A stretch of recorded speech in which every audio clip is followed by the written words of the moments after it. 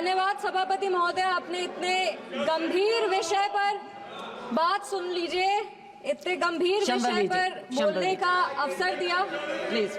इस मौके पर हम आभार व्यक्त करेंगे हमारे पार्टी के राष्ट्रीय अध्यक्ष श्री चिराग पासवान जी का, क्योंकि दोनों तरफ से देख रहे हैं कि बहुत कद्दावर, बहुत सीनियर नेता संविधान के चर्चे पर बोल रहे हैं, पर एक पहली बार जीत कर आए हुई महिला युवा सांसद को संविधान के चर्चे पर बोलने का मौका दिया। इसके लिए हम हमारे राष्ट्रीय अध्यक्ष श्री चिराग पासवान जी के आभारी हैं।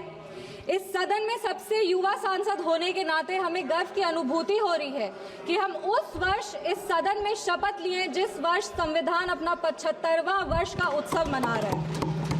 सोशियोलॉजी की छात्रा रहे हैं, कॉलेज में सोशियोलॉजी को संविधान को एकेडमिकली और थ्योरेटिकली पढ़ने का मौका मिला है, पर 24 जून को जब इस सदन में हमने शपथ ली थी तो संविधान को अपना प्रेरणा मान करके, प्रेरणा स्तोत्र उससे प्रेरणा ले करके अपने कार्यों में भी संविधान को ढालने का मौका मिला है। महात्मा गांधी जी ने भारत के संविधान के विषय में 1931 में कहा था, I shall strive for a constitution which will release India from thraldom and patronage. I shall work for an India in which the poorest shall feel that it is their country in whose making they have an effective voice. An India in which there is no high class or low class of people.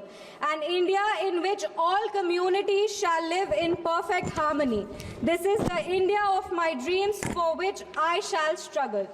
इस सदन में जब हम शपथ लिए थे, संविधान की शपथ लिए थे और सत्य निष्ठा से प्रतिज्ञान किए थे कि भारत की प्रभुता और अखंडता को अक्षुण्ण रखेंगे और कर्तव्यों का श्रद्धापूर्वक निर्वहन करेंगे, पर हमारे विपक्ष के लोग हैं जो विदेशी तंत्रों से हाथ मिला करके बार बार भारत की प्रभुता और अखंडता पर चोट करते हैं। एक तरफ जहां मोदी जी की कार्यकाल में एफडीआई बढ़ा है, जो फॉरेन डायरेक्ट इन्वेस्टमेंट है, वहीं पे इतने ही वर्षों में कांग्रेस का एसडीआई जरूर बढ़ गया। अब एस उसमें क्या है, उसका नाम लेंगे तो हल्ला हंगामा हो जाएगा, इसीलिए आप लोग खुद ही समझ जाइएगा। ये वही बात हो गया, हिंदी का एक मुहावरा है, मुंह में राम बगल में छुरी, पर ये भी विपक्ष पे सही नहीं बैठता है, क्योंकि विपक्ष तो प्रभु श्री राम का नाम ही नहीं ले सकते, पर छुरी लेकर के बार बार संविधान की हत्या जरूर करने का कोशिश करते हैं। इसीलिए हम लोग कहते हैं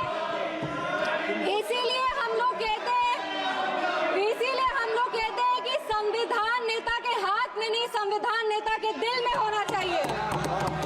एक उदाहरण देते हैं, 2008 में इसी सदन में ट्रस्ट वोट के लिए कैश फॉर वोट स्कैम किया गया था और लोकतंत्र का गला घोटने का कोशिश किया गया था। आपातकाल इमरजेंसी में जिस तरह से संविधान का चीरहरण हुआ था वो हम सब ने देखा था, और हम तो बिहार की बेटी हैं। बिहार के एक पुत्र थे जयप्रकाश नारायण जी, जिन्होंने इसी दिल्ली में रामलीला मैदान में राष्ट्रकवि रामधारी सिंह दिनकर की एक कविता पढ़ी थी, सिंहासन खाली करो कि जनता आती है। उसने कांग्रेस की जड़ों को हिला दिया था और भारत में एक नई क्रांति का आह्वान किया था। आज जब हम संविधान के 75वें वर्ष का उत्सव मना रहे हैं तो हम नमन करते हैं संविधान के निर्माता डॉक्टर बाबा साहब भीमराव अंबेडकर जी का, जिन्होंने अपनी पूरे जीवन की सीख को इस संविधान के निर्माण में लगा दिया, लेकिन कांग्रेस ने उनका अपमान करने से वो कभी नहीं चूके। जिस संविधान सभा सेंट्रल हॉल में संविधान पे चर्चा हुई, संविधान लिखा गया, उस सेंट्रल हॉल में बाबा साहब की चित्र तक को इन्होंने लगने नहीं दिया। इनके कार्यकाल के 2 प्रधानमंत्री ने खुद भारत रत्न लिया सर मैम, लेकिन बाबा साहब को भारत रत्न नहीं देने दिया। मैं नमन करती हूँ उन सभी संविधान सभा के सदस्यों का जिन्होंने 2 साल 11 महीने और 17 दिन में इस संविधान को आकार दिया। बिहार के इस देश के पहले राष्ट्रपति और संविधान सभा के अध्यक्ष डॉक्टर राजेंद्र प्रसाद जी का और संविधान सभा के सबसे पहले अध्यक्ष सच्चिदानंद सिन्हा जी का, जिन्होंने मिलकर के इस संविधान के निर्माण में अपनी पूरी जीवन लगा दी। संविधान विपक्ष को कहना चाहेंगे कि संविधान सिर्फ आर्टिकल्स और प्रिंसिपल्स नहीं है, ये एक ग्रंथ है, ये आम आदमी का भरोसा है, ये आम आदमी की आस है। ये इस देश के नागरिक को वो महसूस कराता है कि वो स्वतंत्र है, सशक्त है और सुरक्षित भी है। इस संविधान की ताकत ही है कि आज इस 25 साल की युवा महिला सांसद इस सदन में महिलाओं की आवाज बनी है। ये इस संविधान की ताकत है कि इस देश के सबसे उच्च पद पर एक आदिवासी समुदाय की महिला विराजमान है। ये इस संविधान की ताकत है कि हमारे प्रधानमंत्री एक गरीब परिवार के सदस्य हैं, और इस संविधान की ही ताकत है कि जननायक कर्पूरी ठाकुर जैसे व्यक्ति जो एक पिछड़े वर्ग से आते थे, वो बिहार प्रदेश जैसे राज्य के मुख्यमंत्री बने। पर अब जब बिहार की बात कर रहे हैं तो हम जरूर इस सदन के संज्ञान में लाएंगे कि विपक्ष दल का एक शासन आया था जब बिहार में जंगल राज आ गया था। उस जंगल राज में हर वो कार्य हुआ, उस जंगल राज में हर वो कार्य हुआ जो संविधान का उल्लंघन था, संविधान के निर्माताओं के विचारों का उल्लंघन था। बिहार उस समय दंगों और अपहरण का गढ़ बन गया था। हम आभार व्यक्त करेंगे हमारे यशस्वी प्रधानमंत्री श्री नरेंद्र मोदी जी का, हमारे माननीय मुख्यमंत्री श्री नीतीश कुमार जी का और हमारे पार्टी के राष्ट्रीय अध्यक्ष श्री चिराग पासवान जी का, जिनके अथक प्रयासों की वजह से आज संविधान के उसूल बिहार में कायम है। विपक्ष के साथियों ने अपने भाषण में हमें आरक्षण विरोधी कहा, संविधान विरोधी कहा, हमें देश विरोधी कहा, लेकिन इन्हीं के 3 प्रधानमंत्रियों का जो वाक्य है वो इस सदन में हम पेश करना चाहेंगे। सबसे पहले जवाहरलाल नेहरू जी ने 1961 में लिखा था, I do not like reservation in any form, especially reservation in jobs. I am against any such step that promotes inefficiency and takes us towards mediocrity.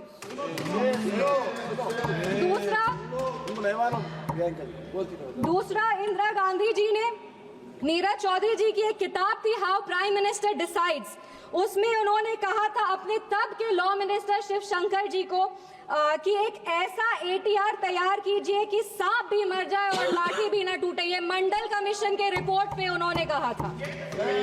तीसरी राजीव गांधी जी ने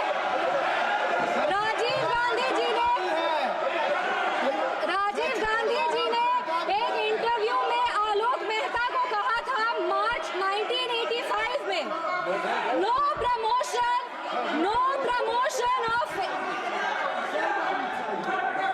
राजीव गांधी जी ने एक इंटरव्यू में जर्नलिस्ट आलोक मेहता को कहा था मार्च 1985 में कि no promotion of idiots in the name of reservation, and that promoting idiots in the name of reservation would harm the entire country.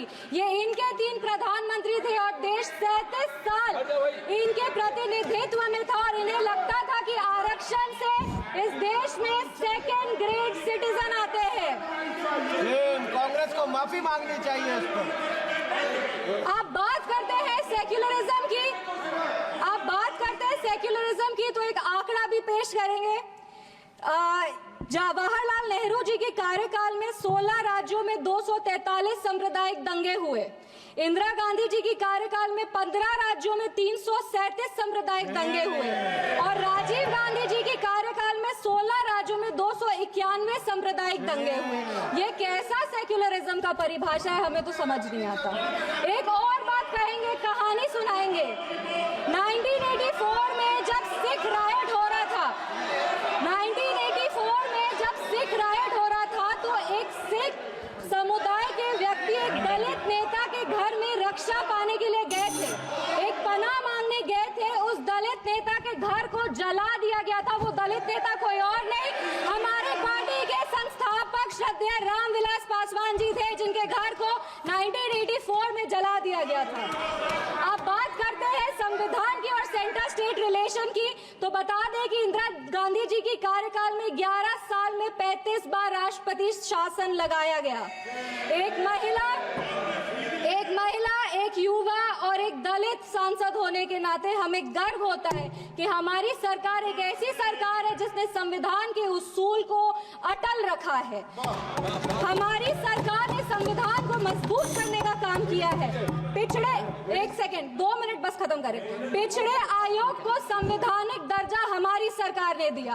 पिछड़े वर्ग से आर्थिक रूप से कमजोर जो व्यक्ति आते हैं उनको आरक्षण हमारी सरकार ने दिया।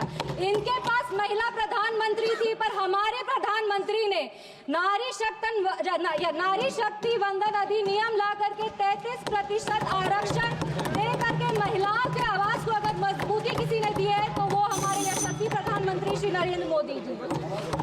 1 मिनट। एनडीए की सरकार ने बिहार में हमारे प्रधानमंत्री, हमारे माननीय मुख्यमंत्री श्री नीतीश कुमार जी और हमारे पार्टी के राष्ट्रीय अध्यक्ष श्री चिराग पासवान जी के नेतृत्व में संविधान के सभी प्रावधानों को मजबूती से वापस लाए हैं और यही प्रयास करते हैं कि संविधान को अपना प्रेरणा मानकर योजनाएं बनाए जो हर वो नागरिक तक पहुंचे जो जरूरतमंद है।